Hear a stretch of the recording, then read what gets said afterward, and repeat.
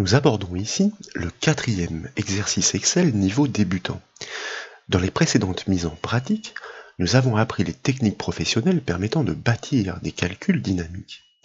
Nous souhaitons mettre en œuvre ces acquis pour dresser les factures des clients.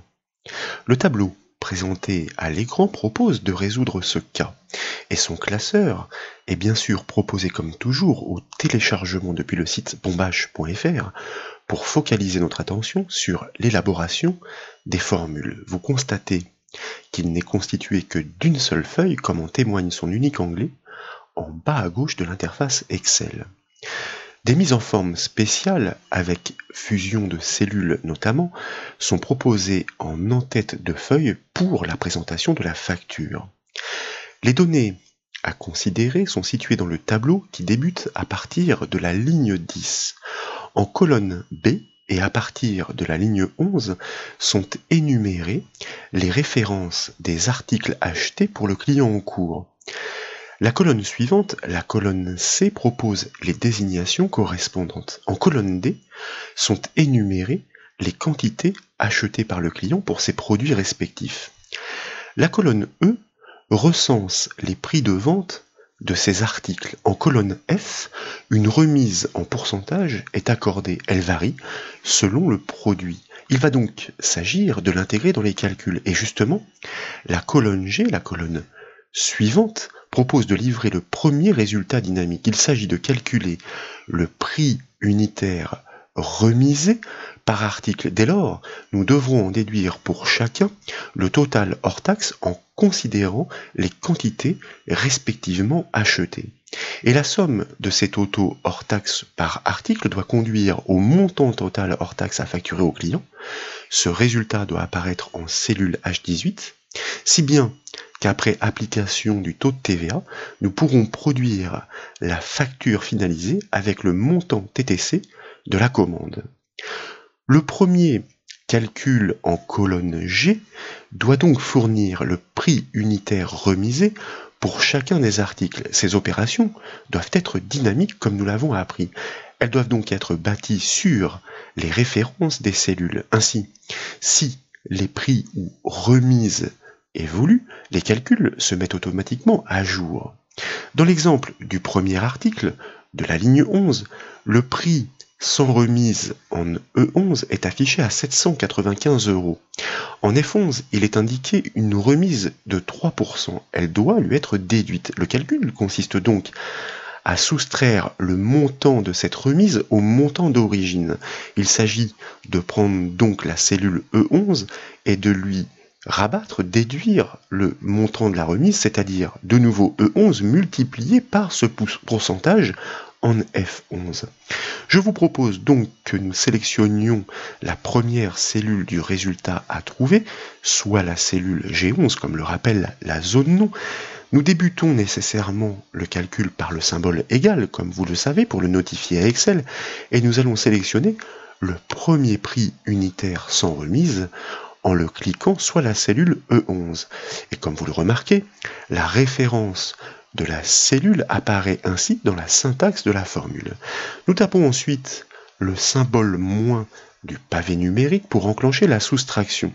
Et nous cliquons, comme nous l'avons dit, de nouveau sur le prix unitaire sans remise, soit la cellule E11 que nous allons multiplier pour lui appliquer précisément ce pourcentage, donc symbole de l'étoile du pavé numérique, par le montant de la remise pour la même ligne, soit la cellule F11 que nous cliquons de manière à intégrer sa référence dans le calcul. Dès lors, nous pouvons valider la formule par le raccourci clavier CTRL Entrée. Je vous rappelle que cette combinaison de touches permet de valider le calcul en conservant la cellule active. Nous souhaitons en effet l'exploiter dans la foulée. Le premier résultat tombe. Il s'agit de le répliquer sur les autres cellules de la colonne. C'est fondamental, on ne refait jamais deux fois le même calcul dans Excel. En bas à droite de la cellule du résultat, soit en G11, vous notez la présence d'un petit carré. Ce petit carré est la poignée de la cellule. Si vous pointez dessus, Comme ici, avec la souris, son curseur se transforme en une petite croix noire. Il est possible de tirer cette poignée pour répliquer le calcul sur les lignes du dessous, mais dans l'exercice précédent, nous avons appris une méthode encore plus efficace. Nous plaçons donc le pointeur de la souris au-dessus de ce petit carré pour qu'il se transforme en une croix noire. Et puis, avec le bouton gauche de la souris, nous double-cliquons simplement. Excel détecte automatiquement les bornes du tableau. De fait, il réplique la logique de calcul de la remise sur l'ensemble des cellules concernées. Le calcul que nous avons bâti à l'origine implique les cellules de la ligne 11. Il est encore visible dans la barre de formule puisque la première cellule d'une plage est active par défaut. E11 moins E11 fois F11. En double-cliquant sur la poignée du résultat, nous avons intimé l'ordre de répliquer sa logique sur les lignes du dessous. Ce déplacement a imposé aux références des cellules impliquées de s'adapter. Ainsi, 5 lignes plus bas, ce sont les cellules de la ligne 16 qui sont intégrées dans la formule, comme vous le constatez, E16 moins E16 fois F16. De fait, nous obtenons bien le prix unitaire remisé pour l'article concerné sur sa ligne. Par ce déplacement, on dit que les références sont relatives. Cette méthode du double-clic sur la poignée est donc particulièrement intéressante. Nous aurions pu présenter ce calcul de façon plus propre ou plus conventionnelle. Accorder une remise de 3% si nous nous calons sur l'exemple de la première ligne revient à payer 97% du prix, c'est-à-dire 100% moins 3%, ce qui équivaut à 1 moins 0,03. En langage dynamique, avec les références des cellules, le pourcentage total payé est donc 1 moins F11. Il doit être appliqué sur le prix de l'article. Le calcul est donc le suivant, E11 fois, entre parenthèses, 1 moins F11. Les parenthèses sont nécessaires car la multiplication est prioritaire sur la soustraction. Or, c'est bien cette différence calculée en amont qui doit être appliquée sur le prix d'origine. Je vous propose que nous mettions en œuvre ce calcul. Mais tout d'abord, nous devons effacer les précédents résultats. Et pour ce faire, nous resélectionnons intégralement la plage, nous enfonçons la touche Supr du clavier afin de supprimer les résultats de calcul et leurs formules. Nous cliquons alors sur la première cellule de la plage, soit G11 pour la sélectionner, comme toujours. Nous enfonçons le symbole égal pour initier la formule. Dès lors, nous allons cliquer sur le premier prix unitaire sans remise, soit E11, de manière à intégrer la référence de sa cellule dans la formule. Nous tapons le symbole de l'étoile pour enclencher la multiplication. Nous ouvrons donc la parenthèse pour la factorisation, nous tapons le chiffre 1 comme nous le disions, 1 pour les 100%, moins la remise des 3%, moins les 3%, ce qui va conduire à 97% du prix, oui, mais de façon dynamique en désignant sa cellule par sa référence, soit F11 que nous cliquons pour l'intégrer dans la syntaxe. De fait, et dès lors, nous pouvons fermer la parenthèse de la factorisation, et valider cette formule par le raccourci clavier CTRL-Entrée, de manière, comme précédemment, à conserver notre cellule active, puisque dans la foulée, nous allons double-cliquer sur sa poignée afin de répliquer cette formule sur l'ensemble de la colonne. Et comme vous le remarquez, les résultats sont les mêmes. Cela prouve que les deux formules sont strictement identiques, malgré leur syntaxe, et que dans les deux cas, les références des cellules se sont adaptées au déplacement du calcul. Mais la syntaxe ici, de fait, est plus sobre. Elle est factorisée, comme le rappelle la barre de formule de la cellule active. Et voyez que si l'on change de ligne, effectivement, les indices se sont bien adaptés pour intégrer les cellules concernées dans le calcul. Nous devons exploiter les résultats dynamiques de ces calculs, donc pour fournir le total hors taxe en colonne H. Bien entendu, pour les besoins de la facturation, ces totaux doivent considérer les remises, mais aussi les quantités achetées. Le calcul est trivial, il consiste à multiplier le prix unitaire remisé par la quantité. Mais une fois encore, tout comme pour les exercices précédents, nous proposons de changer de méthode. Il s'agit de nous familiariser avec la technique consistant à présélectionner toutes les cellules à trouver pour les répliquer encore plus simplement. Bien entendu, la méthode précédente faisant intervenir la poignée serait parfaitement fonctionnelle. Donc, je vous propose que nous sélectionnions tous les totaux à calculer, soit la plage de cellules H11 à H16. Et comme nous l'avions déjà remarqué, d'ailleurs nous en avons fait la remarque précédemment, eh bien vous remarquez que dans une plage présélectionnée, la première cellule n'est pas grisée. Excel indique qu'elle est active par défaut. Nous allons donc pouvoir construire le calcul comme s'il lui était dédié. Puis la réplication reproduira la logique sur toutes les cellules de la plage ainsi présélectionnée. Nous tapons donc le symbole égal pour débuter le calcul et vous remarquez qu'il s'inscrit en effet dans la première cellule de la plage sélectionnée, soit la cellule H11. Nous cliquons sur le prix unitaire remisé de la même ligne pour intégrer sa référence dans le calcul. Nous tapons le symbole de l'étoile du pavé numérique pour enclencher la multiplication, et dès lors, nous n'avons plus qu'à désigner la quantité pour l'article concerné, donc sur la même ligne, ce qui a pour effet d'intégrer la référence D11 dans le calcul, si bien que, désormais c'est fondamental, nous devons nécessairement valider par le raccourci CTRL-Entrée. Et comme vous le remarquez, sans avoir besoin d'utiliser la poignée, grâce à la présélection et à la validation par cette combinaison de touches, la formule est répliquée sur l'ensemble des cellules. La formule donc que nous avons bâtie à l'origine implique les cellules de la ligne 11, G11 fois D11. Si nous cliquons sur le dernier total hors taxe calculé, soit la cellule H16, comme le rappelle sa zone nom, eh bien en consultant la barre de formule, vous constatez que le constat est le même que précédemment. Les références des cellules impliquées dans la formule ont suivi le déplacement du calcul, bien que la méthode soit différente. Le total hors taxe calculé en ligne 16 correspond bien au résultat de l'article concerné sur cette même ligne, G16 fois D16. Nous avons pris soin de bâtir tous nos calculs sur des variables, soit à partir des références des cellules. De fait, ils sont tous dynamiques. Et pour preuve, je vous propose que nous sélectionnions le prix unitaire hors taxe sans remise du premier article, soit la cellule E11. Et nous allons changer son prix 795 en le saisissant directement par 815. Et puis, nous validons à l'aide, par exemple, de la touche Entrée du clavier. Et comme cette cellule effectivement est impliquée dans le calcul du prix unitaire hors taxe avec remise et dans celui du total hors taxe avec remise, les deux cellules G11 et H11 se sont automatiquement actualisées pour intégrer le nouveau prix de vente. Si nous avions terminé cette facturation, le montant global de la facture du client aurait lui aussi été affecté, fort logiquement. En H18 donc, et justement, nous devons additionner tous les totaux hors taxe des produits à acheter. Les cellules sont nombreuses. Il est préférable d'exploiter la somme automatique plutôt que de poser manuellement l'opération. Et de ce résultat, nous déduirons le montant de la TVA et donc le total TTC à facturer au client. Nous cliquons donc sur la cellule H18 du total hors taxe à calculer pour la sélectionner, et puis tout à fait à droite du ruban Accueil, nous allons cliquer sur le bouton Somme automatique. Vous remarquez qu'il est matérialisé par une lettre M orientée à 90 degrés, nous l'avions déjà dit, il s'agit en fait d'un sigma grec.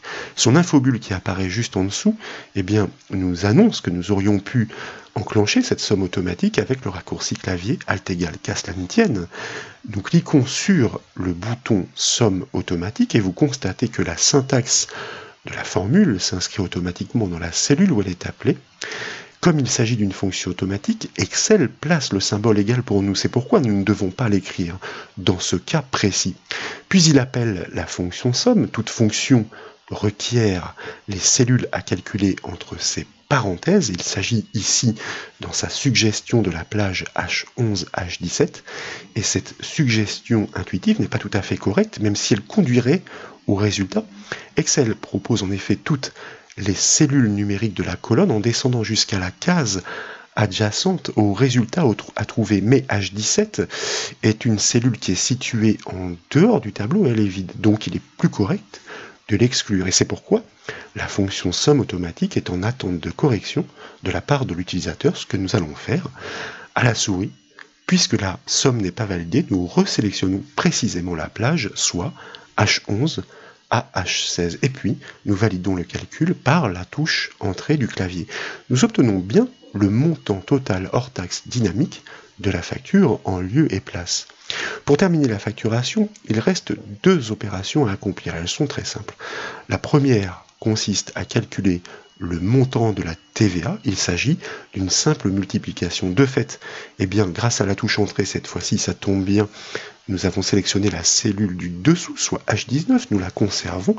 Nous initions le calcul par le symbole égal et puis nous cliquons sur le total hors taxe sur lequel il s'agit d'appliquer la TVA, si bien que nous intégrons la référence H18 dans le calcul, nous tapons le symbole étoile pour la multiplication et nous désignons le taux de TVA dynamiquement pour inclure sa référence G19 dans le calcul, si bien que nous n'avons plus qu'à valider par la touche entrée de manière, cette fois-ci, effectivement à sélectionner la cellule du dessous. Nous obtenons un résultat cohérent qui représente effectivement les 20% du montant total.